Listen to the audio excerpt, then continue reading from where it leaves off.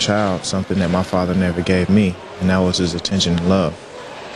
And because I made a lot of mistakes, I didn't know how to react to responsibility because I had no father there to teach me the things that I needed to know.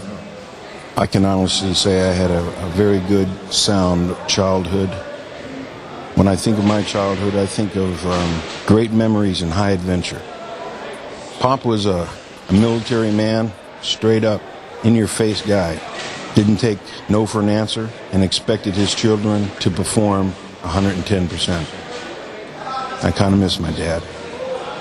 Father, I learned a lot of things from him that became part of me as far as jealousies, insecurities, drinking, violence. Someone who wasn't around, and when he was around, you were scared to even be around him. You know, seeing my mother go through a lot of domestic abuse, you know, was a painful thing. You know, she had other men that were constantly in and out of her life, on and off. You know, they didn't really have a real, true concern for me. You know, whatever the problems that she was having with them, to allow abuse to go on in front of me, you know. Me seeing men put their hands on my mother, you know, and hurt her, you know, hurted me. Her pain was my pain, too, at the same time. You know, I can remember withdrawing, being quiet, because I wanted to do something about that. I knew that that wasn't right. You know, and then after that, you know, they would put their hands on me, you know, because they wanted control. You know, I didn't want to be controlled like that. You know, I didn't want to have men whooping on me and thinking that they could control me and, you know, do what they wanted. So anywhere I went, you know, I carried a lot of anger. I didn't feel comfortable around strangers. My dad's not a cruel man, but he's just not a very good parent, I don't think.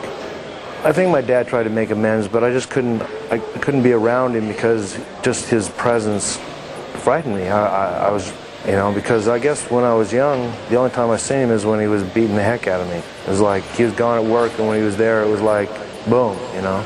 By the time I was 9, I started stealing. You know, I came to this conclusion that to get my father's attention, you know, being a Portland cop, the one way to get his attention was if I got arrested.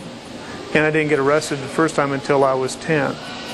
By the time I was 12, it was total chaos. My mom, like I said, she was an alcoholic too. My mom is something wrong with her mentally. She's just not she's an evil person. I don't know. She's just not very, you know. My mother was extremely caring, which made her unique in my eyes.